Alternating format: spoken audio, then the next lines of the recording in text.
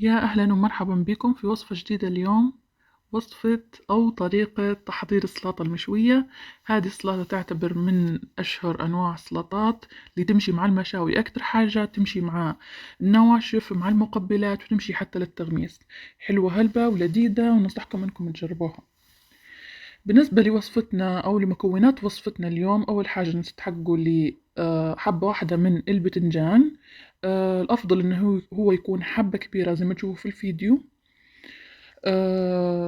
حنستحقوا لي 5 طماطمات. أنا السادسة هني حطيتها لكن بعدين استغنيت عليها، حسيتها هلبة يعني حتكون هلبة طماطم، فأنا حبيت إني نعادل الطعم. هني البصل حطيت أو استخدمت 3 بصلات من البصل الأبيض وخليتهم بقشرتهم. علاش؟ لأنني باش لما نشويهم وبعدين بنجي نحي الطبقة اللي نشوت تنتحى معي الطبقة الخارجية فقط ونستفيدوا من اللب، يعني ما نخسرش اللب. حنوريكم بعدين كيف في الفيديو. حنستحق لي 1 حبة من الثوم، ومش حنستعملها كلها طبعا أكيد. وفلفل زي ما تشوفوا، كل واحد حسب رغبته كيف يحبها ان هي تكون حارة، او اللي عنده صغار يعني ما الافضل ما يديرهاش حارة هلبة. نيلي حبة الباذنجان الأفضل زي ما قلت لكم إن هي تكون حبة كبيرة، أو قطعة لما هي بجي تاخدها للسلطة أو بديري بها جميع أنواع السلايط. الأفضل إن هي تكون كبيرة، لأن إحنا لما كل ما تكون الباذنجانة كبيرة كل ما تستفيدي من اللب يلي فيها، كل ما تكون صغيرة كل ما لما تشوها حتنفش معاك ومش حتطلع لك هلبة حشوة. زي ما تشوفوا اللب هلبة بسم الله ما شاء الله. فهذا نيلي حنستحقه. لو ما فيش عادي ديري صغيرونة، لكن انك تديري فيها ثقوب فقط من غير ما انك تفتحها. انا حنفتحها هنا باش تساعدني في الشواء ما تاخدش معي هلبة وقت. زي ما تشوفوا حنقسمهم على 4.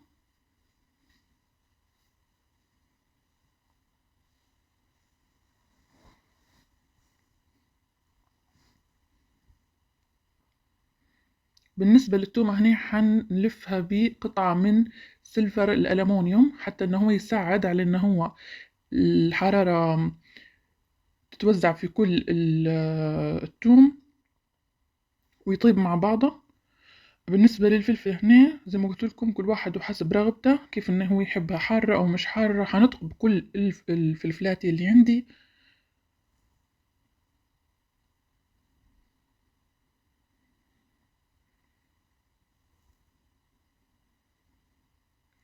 هذه المكونات قدامكم واجواء الشواء وكيف شوينا وهيك. عندي صور من قبل حطيته لكم. حبيت اني فقط اني نشارككم بالاجواء. وعادي يعني تقدر تشويهم على الغاز او في الكوشة، او لكن لما يكون على الفحم حيكون يعني حيعطي نكهة الفحم، نكهة الشواء حتكون يعني طعمتها غير. فالافضل انكم تديروا زي توا.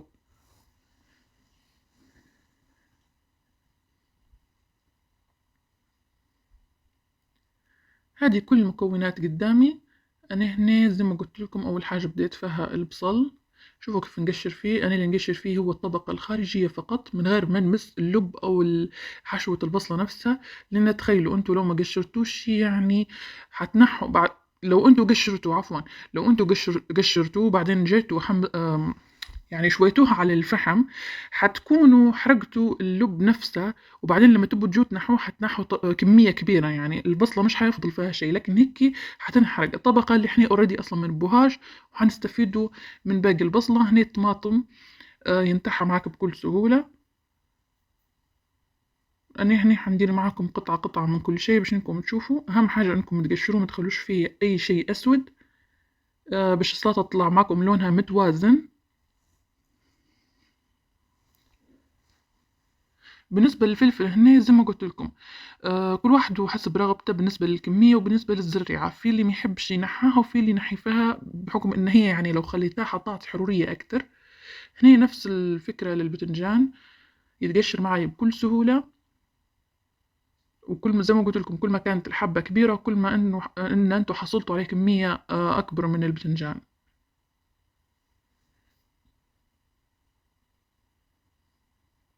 وما فيش مشكلة لو فضلت عندي شوية يعني من التحميرة متاع الشوا نفسها. المهم مش هلبة.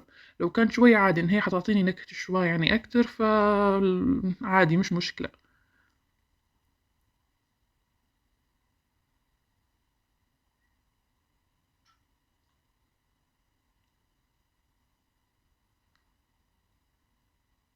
وهنا وصلنا للتومة. فكرة الأنامونيوم إن هي تخليك يعني توزع الحرارة على كل التوم، بحيث إن هو يتقشر معاك كله بسهولة، وكله ياخد نكهة الشوا، وهيك ما ينحرقش من جهة ومن جهة لا.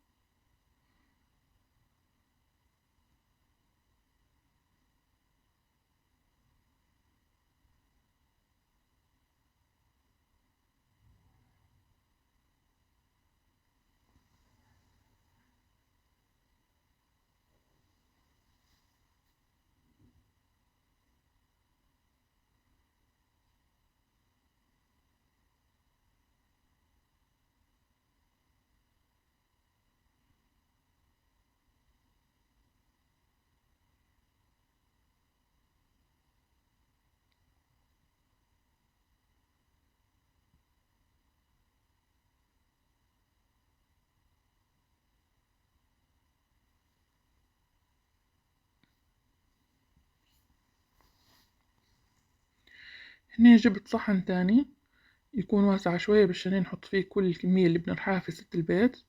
أفضل حاجة إنك ترحاها في ست البيت حتى تعطيك القوام اللي احنا اللي نبوه، القوام المطلوب. تكون فيها حروشية شوية، هذه أهم حاجة، متكونش يعني ناعمة هلبة. حنوريكم كيف الطريقة إن هي تجيكم قوامها كويس وزي ما احنا نبوه، زي متاع المطاعم والمناسبات بالضبط.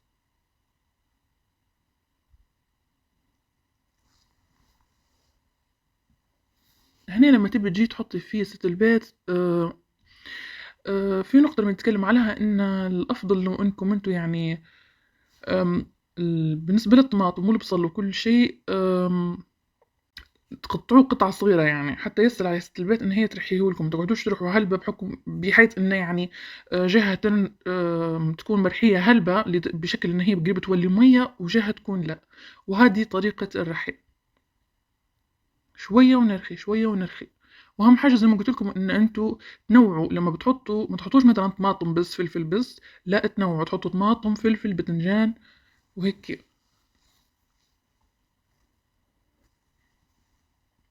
حتى ان القوام كله يتجانس. هذه اول رحيه، هنوري لكم توا كيف طلع القوام.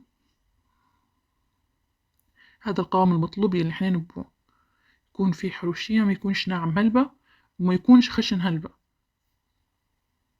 السر زي ما قلت لكم في كيفيه تشغيل ست البيت نفسها.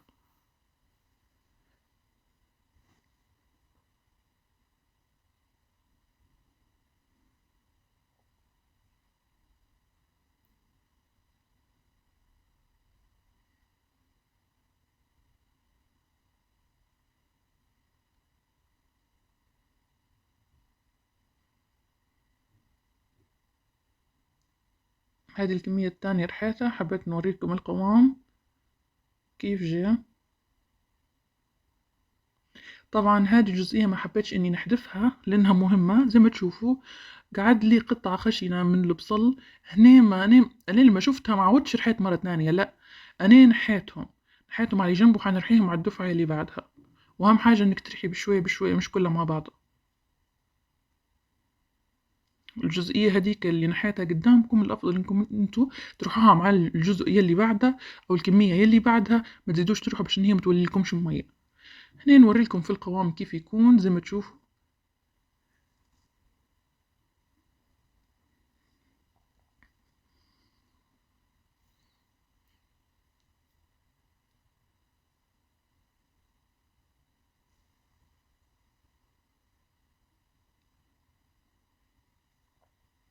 بالنسبة للمنكهات اللي عندي، ملح كل واحد حسب رغبته. حطيت شوية ملح، شوية كزبر، وشوية كروية، وكل واحد حسب رغبته في شنو الحاجات اللي يحطها، لكن هذه هي الوصفة الأصلية يعني للسلطة المشوية. حطيت شوية من زيت الزيتون، والأفضل إنه هو يكون جودة عالية، وما نكتروش منه بحكم إنه طعمه باش ما يطغيش عليه السلطة، وما يطغيش عليه نكهة الشوا نفسها أو الفحم اللي احنا بعد ما درناها على الجريل.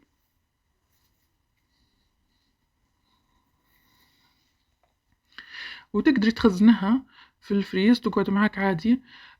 لو حابة تديري كمية عادي تزودي الكمية تضاعفها لو عندك مناسبة، وتقدري تجهزها قبلها بأسبوع. وهذه وصفتنا كانت اليوم، إن شاء الله عجبتكم ونالت إعجابكم. نتمنى أن أنتوا يعني تدعموني في التعليقات وتشتركوا في قناتي وتحطوا لي لايك. السلام عليكم.